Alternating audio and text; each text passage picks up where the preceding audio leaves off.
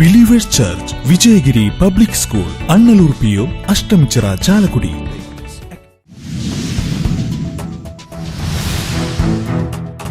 പെരിഞ്ഞനത്ത് ഹോട്ടലിൽ നിന്ന് കുഴിമന്തി കഴിച്ചതിനെ തുടർന്ന് ഭക്ഷ്യവിഷബാധയേറ്റവരുടെ എണ്ണം 85ആയി. പനിയും വയറിളക്കവും ഛർദിയും മറ്റ് അസ്വസ്ഥതകളുമായി കുട്ടികളടക്കമുള്ളവരാണ് വിവിധ ആശുപത്രികളിൽ ചികിത്സ തേടിയത്.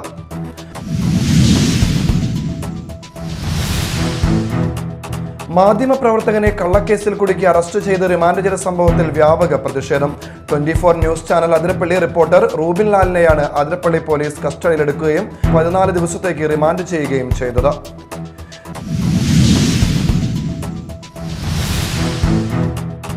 തൃശൂർ ജില്ലാ ആശുപത്രിയിൽ മോഷ്ടാവിന്റെ വിളയാട്ടം. ICUവിൽ കിടക്കുന്ന അമ്മയ്ക്ക് കാവലിരുന്ന മകന്റെ 16,500 രൂപ വിലയുള്ള മൊബൈൽ അടിച്ചുമാറ്റി.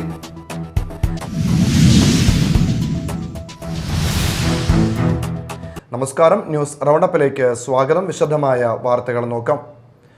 പെരിഞ്ഞനത്ത് ഹോട്ടലിൽ നിന്ന് കുഴിമന്തി കഴിച്ചതിനെ തുടർന്ന് ഭക്ഷ്യവിഷബാധയേറ്റവരുടെ എണ്ണം 85ആയി. പനിയും വയറിളക്കവും ഛർദിയും മറ്റ് അസ്വസ്ഥതകളുമായി കുട്ടികളടക്കമുള്ളവരാണ് വിവിധ ആശുപത്രികളിൽ ചികിത്സ തേടിയത്.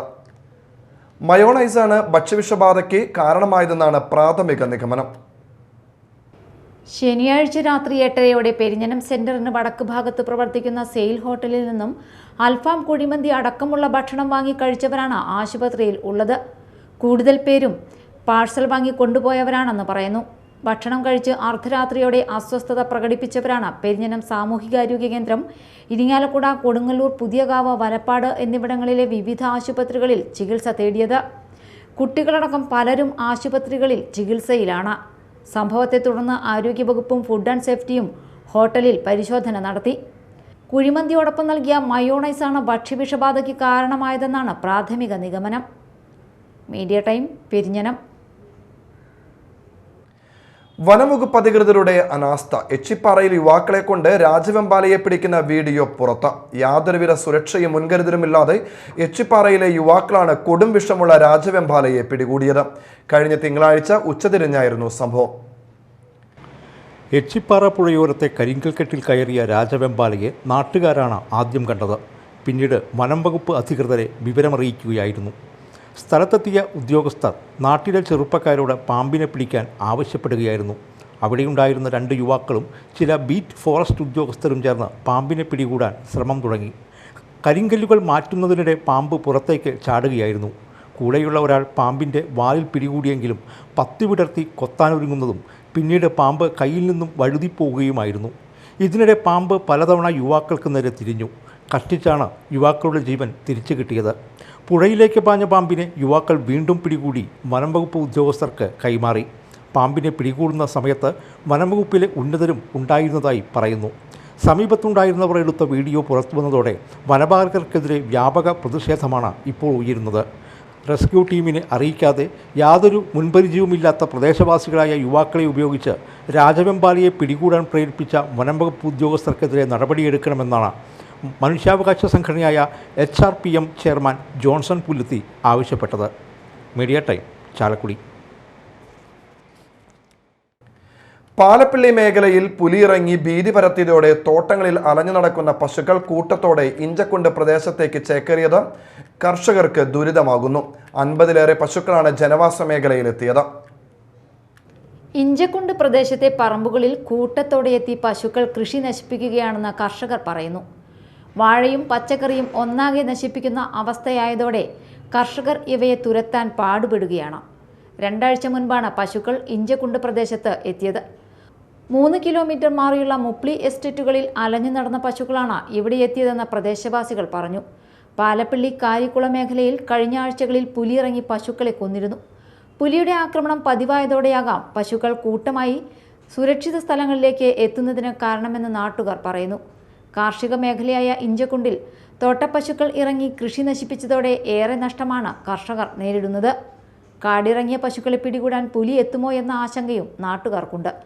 അധികൃതർ ഇടപെട്ട് പശുക്കളെ തിരികെ വനമേഖലയിലേക്ക് കയറ്റിവിടണമെന്നാണ് നാട്ടുകാരുടെ ആവശ്യം. Media time, Varantharappilly. മാധ്യമപ്രവർത്തകനെ കള്ളക്കേസിൽ കുടുക്കി അറസ്റ്റ് ചെയ്ത് റിമാൻഡ് ചെയ്ത സംഭവത്തിൽ വ്യാപക പ്രതിഷേധം. 24 news channel Athirappilly reporter Rubin ലാലിനെയാണ് അതിരപ്പള്ളി പോലീസ് കസ്റ്റഡിയിലെടുക്കുകയും ചാലക്കുടി കോടതി 14 ദിവസത്തേക്ക് റിമാൻഡ് ചെയ്യുകയും ചെയ്തത്. ജാമ്യാപേക്ഷ ചൊവ്വാഴ്ച വീണ്ടും പരിഗണിക്കും. ഞായറാഴ്ച വെറ്റിലപ്പാറ പത്തേയർ ഭാഗത്ത് കാട്ടുപന്നിയെ വാഹനമിടിച്ചു പരിക്കേറ്റ് കിടന്ന വാർത്ത റിപ്പോർട്ട് ചെയ്യാനെത്തിയ റൂബിൻ ലാൽ കാട്ടിൽ അതിക്രമിച്ച് കയറി ഫോട്ടോ എടുക്കാൻ ശ്രമിച്ചുവെന്നും വനംവകുപ്പ് ജീവനക്കാരുടെ കൃത്യനിർവഹണം തടസ്സപ്പെടുത്തിയെന്നും ആരോപിച്ചുകൊണ്ടുള്ള വനംവകുപ്പ് ജീവനക്കാരുടെ പരാതിയിലാണ് പോലീസിന്റെ നടപടി.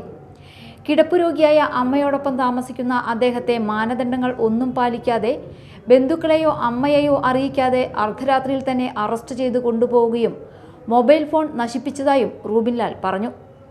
വന്യജീവി ശല്യം അതിരൂക്ഷമായ സാഹചര്യത്തിൽ ജനങ്ങളുടെ ജീവനും സ്വത്തിനും സംരക്ഷണം നൽകാൻ ഉത്തരവാദപ്പെട്ട വനം, പോലീസ് അടക്കമുള്ള സർക്കാർ സംവിധാനങ്ങൾ ജനങ്ങൾക്ക് നേരെ തിരിയുന്നതും കള്ളക്കേസിൽ കുടുക്കുന്നതും അംഗീകരിക്കാനാവില്ല. വനംവകുപ്പ് മന്ത്രി അന്വേഷണത്തിന് ഉത്തരവിട്ട വിഷയത്തിൽ ഇത്ര തിരക്കിട്ട് അർദ്ധരാത്രിയിൽ തന്നെ അറസ്റ്റ് ചെയ്തതിനുള്ള കാരണം രാഷ്ട്രീയ നിർദ്ദേശം മൂലമാണെന്നും പറയപ്പെടുന്നു. വനംവകുപ്പ് വനത്തിൽ സംരക്ഷിക്കേണ്ട വന്യജീവികൾ കൃഷിഭൂമിയിലും പൊതുവഴിയിലും ഇറങ്ങി നടന്ന് കൃഷിനാശവും ജീവഹാനിയും വരുത്തുമ്പോൾ അതിനെ തടയാൻ കഴിയാത്ത വനംവകുപ്പ് പൊതുമരാമത്ത് റോഡിൽ നിന്ന് മാധ്യമപ്രവർത്തകനായ റൂബിൻ ലാൽ ജോലിയുടെ ഭാഗമായി ഫോട്ടോ എടുത്തതിന് കൃത്യനിർവഹണം തടസ്സപ്പെടുത്തിയെന്ന് ആരോപിച്ചാണ് കള്ളക്കേസ് ചുമത്തി റിമാൻഡ് ചെയ്തത്. Media time, Chalakudy. തൃശൂർ ജില്ലാ ആശുപത്രിയിൽ മോഷ്ടാവിന്റെ വിളയാട്ടം. ICUവിൽ കിടക്കുന്ന അമ്മയ്ക്കും കാവലിരുന്ന മകന്റെ 16,500 രൂപ വിലയുള്ള മൊബൈൽ ഫോണും അടിച്ചുമാറ്റി. സാംസങ് മൊബൈലാണ് നഷ്ടപ്പെട്ടത്. മോഷ്ടാവിന്റെ CCTV ദൃശ്യങ്ങൾ പോലീസിന് ലഭിച്ചു.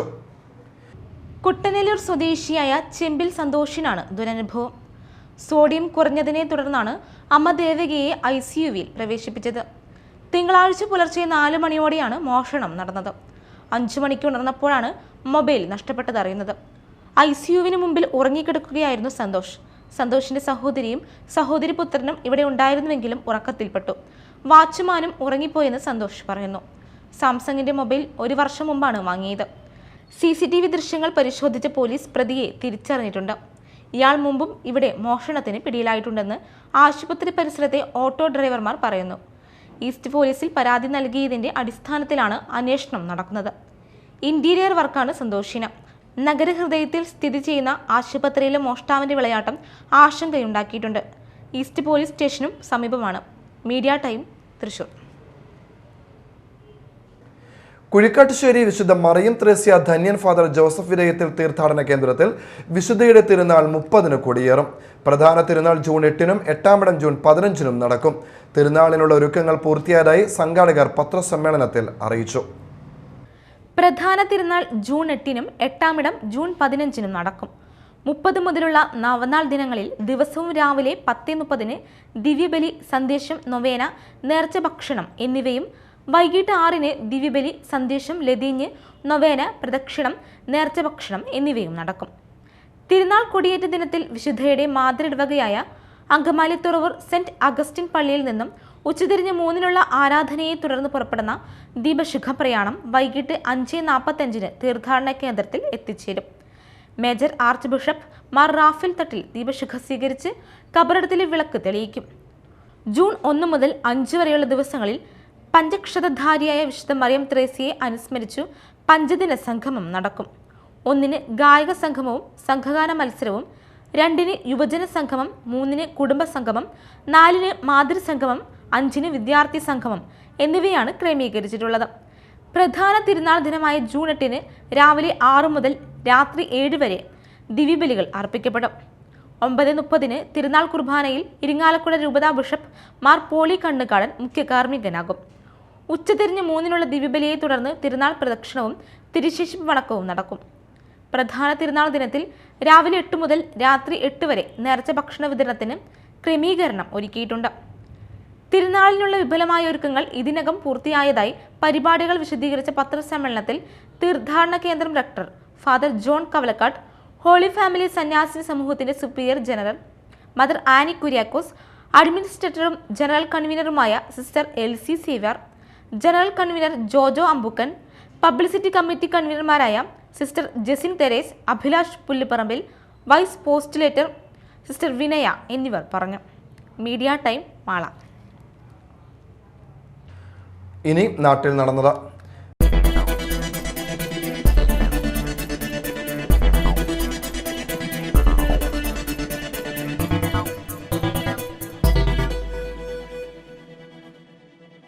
പുത്തഞ്ചിറയിൽ യുവാവിനെ കിണറ്റിൽ വീണ് മരിച്ച നിലയിൽ കണ്ടെത്തി. കുന്നത്തേരി പൂതോളിപ്പറമ്പിൽ കുട്ടൻ മകൻ 24 വയസ്സുള്ള അമലാണ് മരിച്ചത്. ഇന്നലെ വൈകിട്ട് മുതലാണ് അമലിനെ കാണാതായത്. ഇന്ന് പുലർച്ചെയായിട്ടും കാണാതെ തുടർന്ന് വീട്ടുകാർ പോലീസിൽ പരാതി നൽകാനിരിക്കുകയായിരുന്നു.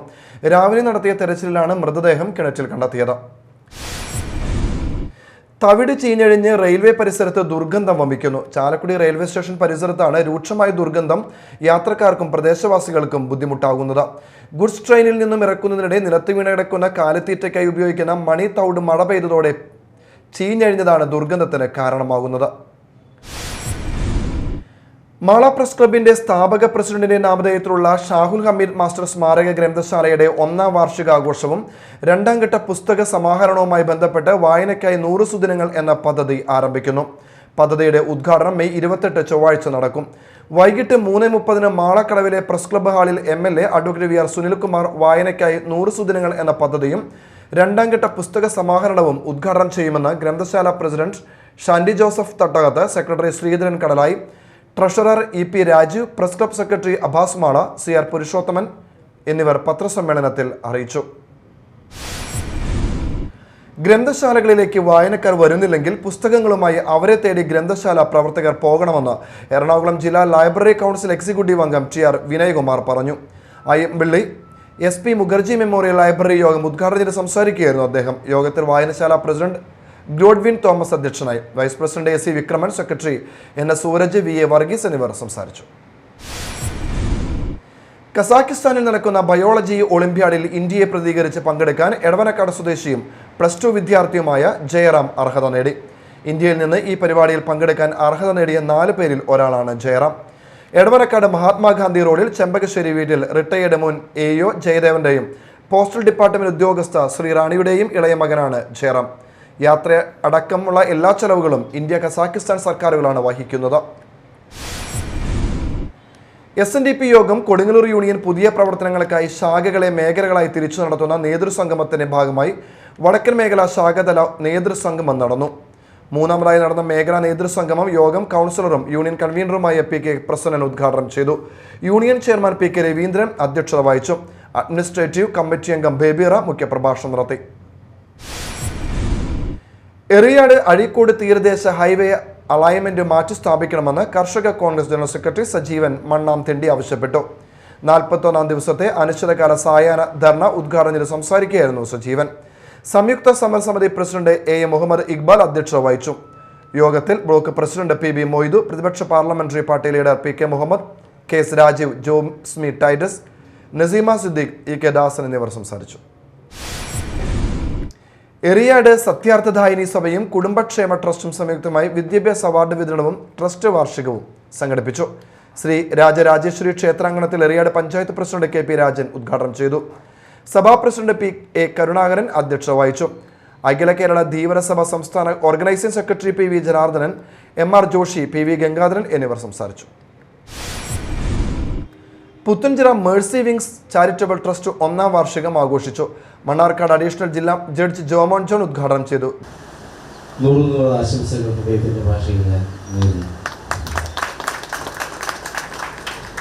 ഇവിടെ യോഗത്തിൻ്റെ അധ്യക്ഷൻ പറഞ്ഞതിൽ നിന്നും ഇവിടെ നമ്മുടെ പ്രിയങ്കരനായ സെക്രട്ടറി അവതരിപ്പിച്ച റിപ്പോർട്ടിൽ നിന്ന് എനിക്ക് മനസ്സിലാക്കാൻ കഴിഞ്ഞത്, കഴിഞ്ഞ 1 വർഷമായി ഈ മേഖലയിലെ പുത്തഞ്ചിറ മേഖലയിലെ പാർശ്വവൽക്കരിക്കപ്പെട്ടു പോയ ആളുകളുടെ കൂടെ ഹൃദയം ചേർത്ത് വെച്ച് പ്രവർത്തിക്കുന്ന ഒരു സംഘടനയാണ്, ഒരു ചാരിറ്റബിൾ ട്രസ്റ്റാണ് ഈ മേഴ്സി വിങ്സ് എന്നാണ് എനിക്ക് മനസ്സിലാക്കാൻ കഴിഞ്ഞത്.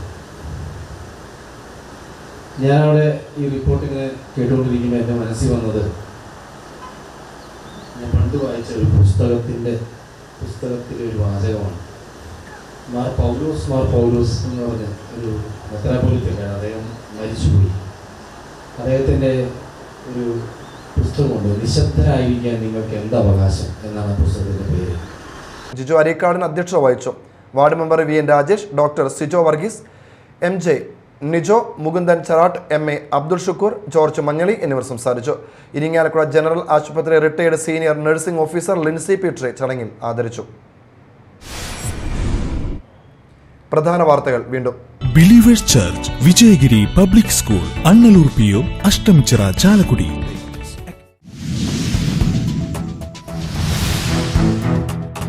പെരിഞ്ഞനത്ത് ഹോട്ടലിൽ നിന്ന് കുഴിമന്തി കഴിച്ചതിനെ തുടർന്ന് ഭക്ഷ്യവിഷബാധയേറ്റവരുടെ എണ്ണം 85ആയി. പനിയും വയറിളക്കവും ഛർദിയും മറ്റ് അസ്വസ്ഥതകളുമായി കുട്ടികളടക്കമുള്ളവരാണ് വിവിധ ആശുപത്രികളിൽ ചികിത്സ തേടിയത്.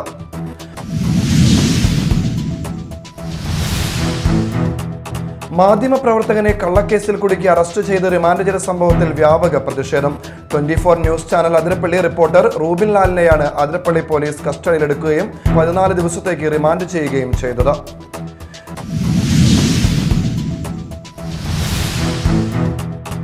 തൃശൂർ ജില്ലാ ആശുപത്രിയിൽ മോഷ്ടാവിന്റെ വിളയാട്ടം. ICUവിൽ കിടക്കുന്ന അമ്മയ്ക്ക് കാവലിരുന്ന മകന്റെ 16,500 രൂപ വിലയുള്ള മൊബൈൽ അടിച്ചുമാറ്റി.